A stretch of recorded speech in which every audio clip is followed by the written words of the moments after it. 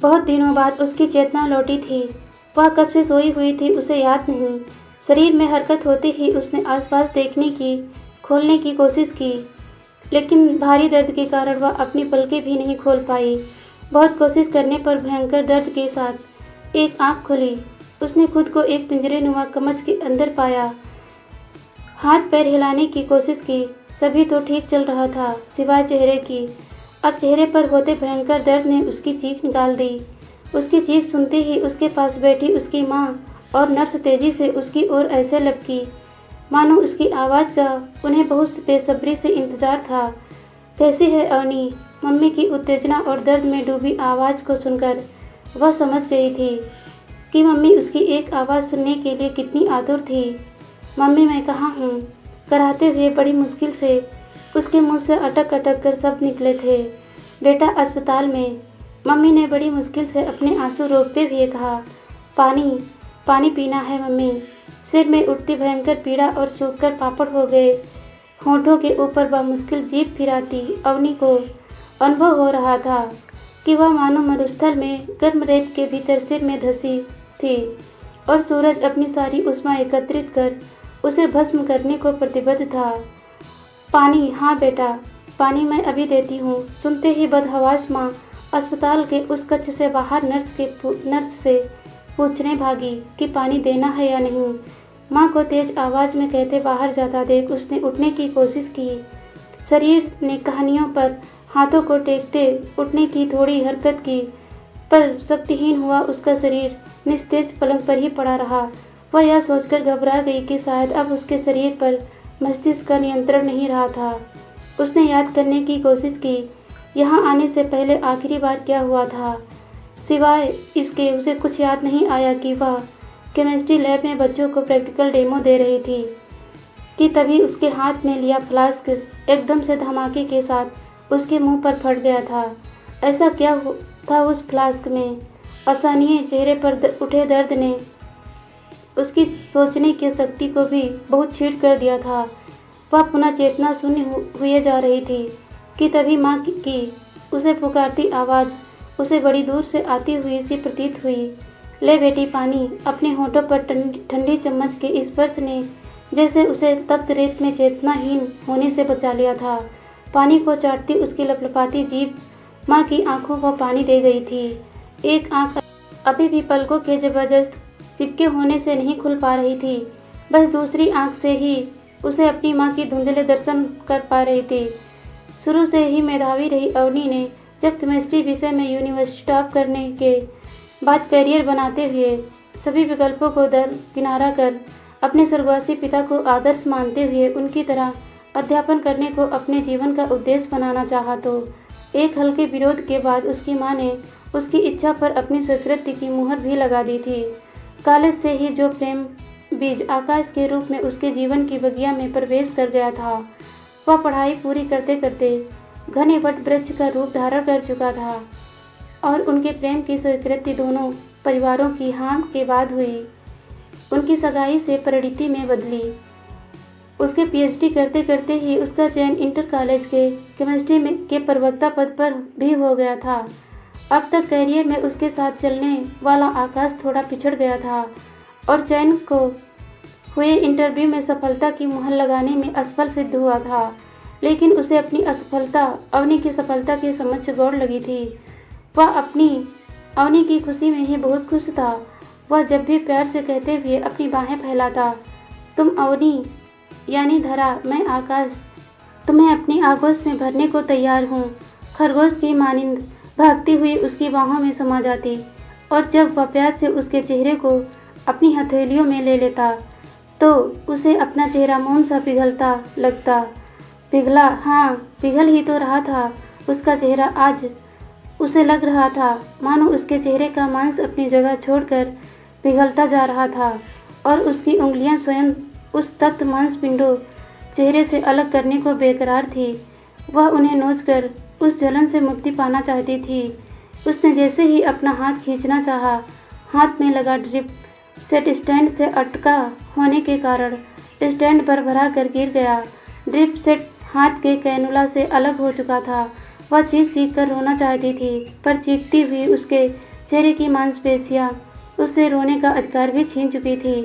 जहां drip set के गिरने से नर्स भागकर आ चुकी थी, वहीं उसकी सुबकती आवाज़ को सुनकर माँ उसके पास आकर रोने लगी थी। माँ का रोना सुनकर जैसे वह स्वप्न से जागी और याद करने लगी पापा से किए हुए वादे को कि वह मम्मी को कभी दुख नहीं होने देगी। सोचकर उसने अपनी असहनीय पीड़ा को एक तरफ रखकर माँ से धीरे से चुप हो जाने को कहा और कहा उसे कोई ज़्यादा तकलीफ नहीं थी। माँ को क्या समझ में नहीं आ रहा था कि वह किस परिस्थिति से गुजर रही थी। अवनी की बात सुनकर माँ बिना आवाज़ करे धीरे धीरे सुपकने लगी। आकाश कहाँ है मम्मी? आता होगा, FIR दर्ज कराई है उसने। पुलिस तेरा स्टेटमेंट लेने आती होगी। उसने माँ से पीने को पानी मांगा। नर्स तेज आवाज़ में चिल्लाते हुए हाथ दोबारा ना हिलाने की कहकर ड्रिप सही करके चली गई।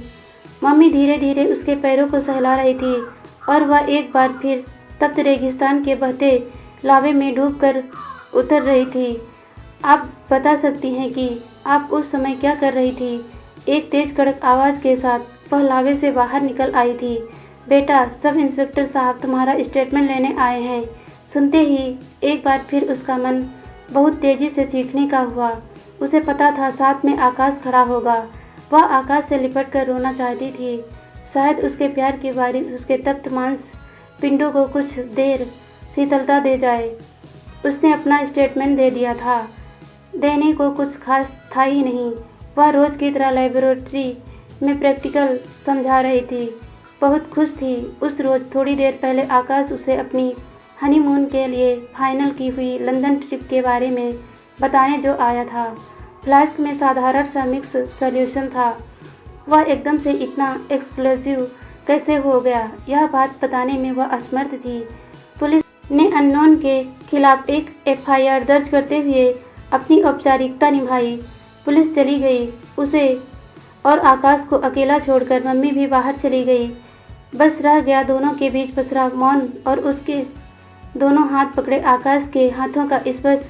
वह बहुत देर तक अपने हाथों पर आकाश के अश्रुओं की उष्मा महसूस करती रही, पर यही गर्मी उसके जलते चेहरे पर बर्फ का काम कर रही थी। दिन गुजरने लगे।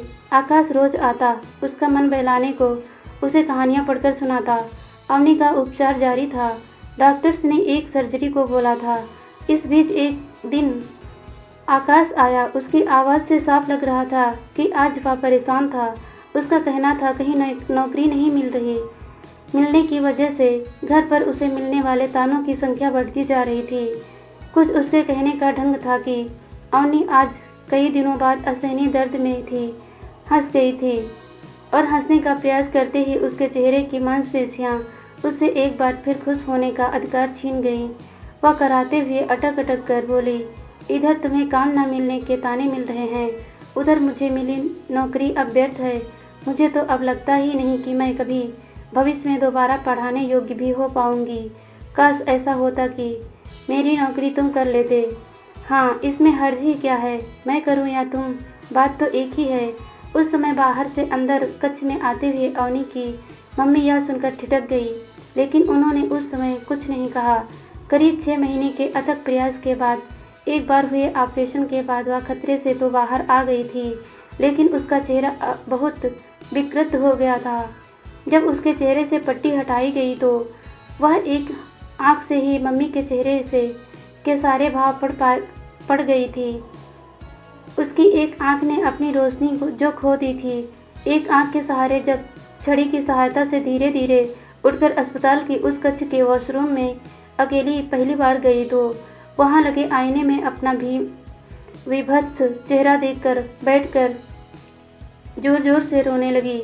बड़ी मुश्किल से मम्मी उसको उठाकर संभालती बिस्तर तक ला पाई थी। वह आज मन में निर्णय ले चुकी थी कि आज जब आकाश आएगा तो वह उसे आइंदा यहाँ पर आने को मना कर देगी। हृदय की गहराइयों में आकाश को जिस कोमलता से उसने बसा कर रखा था, उसे यूं ही अपना विभत्स चेहरा दिखाकर तो मजबूर नहीं करेगी ताउम्र स्वयं को ढोने के लिए। पापा ने कितने चाव से उसका नाम अवनी रखा था। जन्म से ही उसके चेहरे पर फैली मुस्कान देखकर पापा ने कहा था, उसका ओजस्वी चेहरा देखकर उन्हें स्थायित्व का भाव आता है और धरा से ज़्यादा स्थायी तो और क्या होगा, जो पूरी प्रकृति को अपने ऊपर स्थायी रूप से धारण करे हुए थी। बस उसका नामकरण हो गया अवनी, और उसने इस नाम को सार्थक करके भी दिखाया था। चाहे कितनी भी विकट परिस्थिति क्यों ना आ जाए, वह कभी भी विचलित हुए बिना साहस धारण किए रहती। फिर आज उसका साहस कहाँ जा रहा था? आकाश के असीमित प्यार ने उसके साहस के कवच में सेंध लगा दी थी। अब तो उसका साहस और धैर्य आकाश की एक प्यार भरी, उसे पुकारती आवाज़ का मोहताज था। वह कैसे आकाश के बगैर रह पाएगी? यह सोचते सोचते उसके गर्म आंसू उसके चेहरे को और पीड़ा पहुंचा रहे थे। मन से हार चुकी आंसू बहाती वह कब सो गई खुद को पता नहीं चला। थोड़ी देर में मम्मी और आकाश की आती तेज आवाज़ों के बीच उनकी नींद खुल गई। देखिए आंटी जी, इसमें हर्ज ही क्या है? सर्विस मैं करूं या अवनी?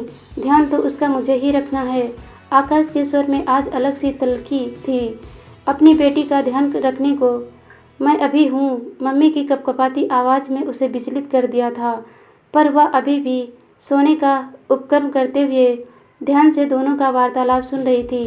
पर सोच लीजिए आंटी जी, अभी अवनी की कई बार प्लास्टिक सर्जरी होनी है, अकेले आप कैसे मैनेज करेंगी? आकाश को लगभग धमकाते हुए बोलते हुए सुनकर तो उसे विश्वास ही नहीं हो रहा था कि यह है उसका आकाश था, जिसने कभी एक शब्द भी माँ से ऊंचे स्वर में नहीं कहा था। अभी तुम फिलहाल जा सकते हो, जब मुझे तुम्हारी ज़रूरत पड़ेगी मैं तुम्हारे ऑफर को मान लूँगी, लेकिन मुझे इस बारे में आपसे बात करनी ही नहीं है। मैं अवनी से बात करके ही जाऊँगा। मम्मी के कहते ही आकाश एकदम से अग्रेसिव हो गया था। मुझे आशा है आकाश तुम मुझे हॉस्पिटल स्टाफ को बुलाने पर मजबूर नहीं करोगे। मम्मी का दृढ़ स्वर सुनकर उसका मन डूबा जा रहा था। ऐसा कौन सा ऑफर था आकाश का जो वो नहीं मान रही थी? ठीक है, मैं इस विषय में अवनी से ही बात करूँगा। और घमंड किसका है आपको? अब देखा है आपने अपनी लड़की का चेहरा। वह जाते हुए आकाश को आवाज़ देना ही चाहती थी कि उसने देखा आकाश की पूरी ताकत से उसकी मम्मी को देखता हुआ एक लात दरवाजे में भरपूर जोर से मारते हुए निकला था। वह आकाश का यह रूप देखकर सहम गई। न जाने कितने घंटे वह सिर में सिर मिलाए पार्क में बैठे रहते थे। वह कितना भी क्यों ना तंग करती आकाश को, लेकिन वह बदले में बस मुस्कुराते रहता। जब वह प्यार से उसे बाहों में भरकर उसके गालों को चूमता तो उसके रुई जैसे सफ़ेद गाल जब सुर्ख लाल हो जाते तो फिर एक बार उन्हें दोबारा चूम लेता और वह हथेलियों से अपना चेहरा ढककर घंटों उसके सीने से लगी रहती। वह कहता इन गालों को और उसके चेहरे पर पूरा अधिकार है, वह इन्हें चूमने से उसे नहीं रोक सकती। फिर आज वह कैसे भूल गया था कि यह बिगड़ा हुआ चेहरा अभी भी उसकी धरोहर ही तो है। मम्मी कुछ बताने को तैयार नहीं थी। उसे बात जानने को परेशान और व्यथित देखकर उसने रहा नहीं गया। उन्होंने बताया कि आकाश चाहता है कि अवनी अपनी जॉब से इस्तीफा दे दे, जिससे रिक्त हुआ पद आकाश को आसानी से मिल सकता था। माँ कहकर दवाइयाँ लेने बाहर चली गई थी। अवनी के मस्तिष्क में कई तरह के विचार आ रहे थे। वह तो स्वयं ही आकाश को अपनी जगह नौकरी करने का ऑफर पहले ही रख चुकी थी। फिर इतनी आतुरता क्यों? अभी उसके कक्ष में आई एक नई नर्स ने उससे पूछा कि अभी जो महाशय यहाँ से गए थे वह आपके कौन हैं? जब अवनी ने आकाश को अपना मंगेतर बताया तो वह दंग रह गई थी। उसको सकते में देखकर जब अवनी ने पूछा आप उन्हें कैसे जानती हैं? पिछले हफ्ते इनके साथ मेरी चचेरी बहन की सगाई हुई है, कहते हुए नर्स उसे स्तब्ध छोड़कर बाहर चली गई थी। दवाई काउंटर पर भी भीड़ होने के कारण मम्मी अभी लौटी नहीं थी। तभी उसके पास रखा उसका फ़ोन घंघना उठा। आकाश का नाम स्क्रीन पर देखकर वह एक बार फिर शून्य से में पहुंच गई थी। बड़ी मुश्किल से कँपाते हाथों से उसने फ़ोन उठाया। मम्मी के बताए अनुसार आकाश की इच्छा देखकर उसने कल पेपर्स लेकर आने को कह दिया था। जब आकाश ने फ़ोन रखा तो आज इन शब्दों ने उसके चेहरे पर एक बार फिर लावा सा फैला दिया था।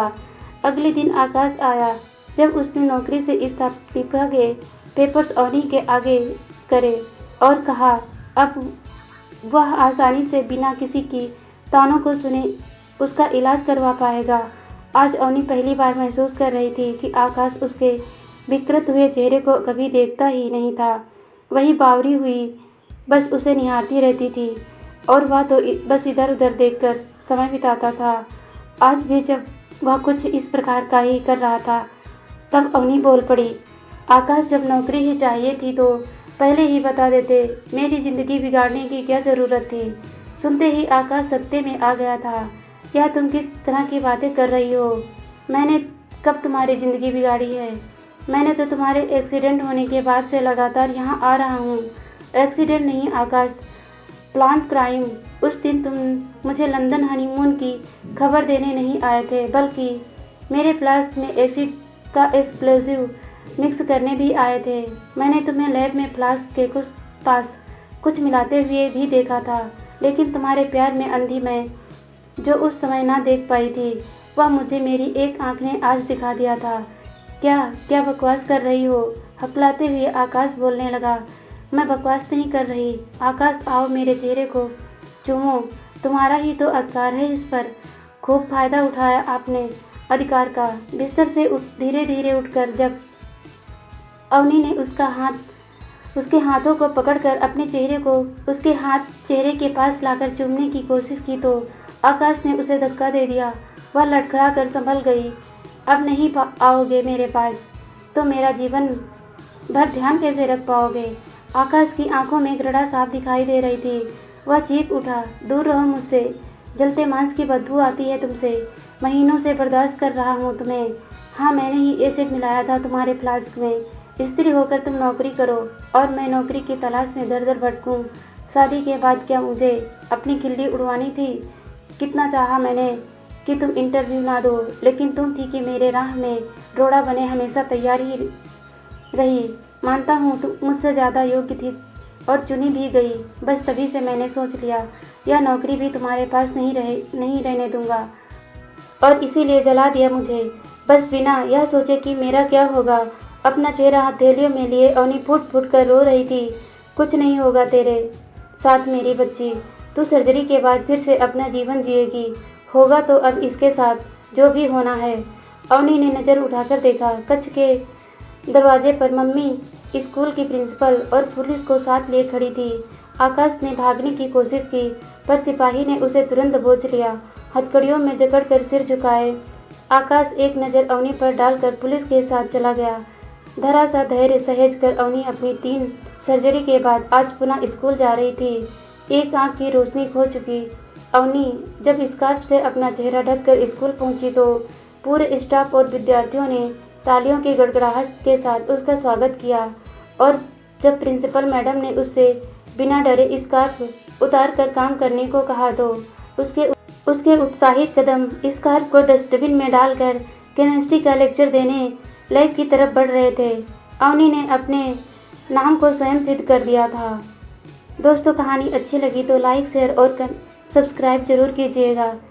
वीडियो देखने के लिए धन्यवाद दोस्तों।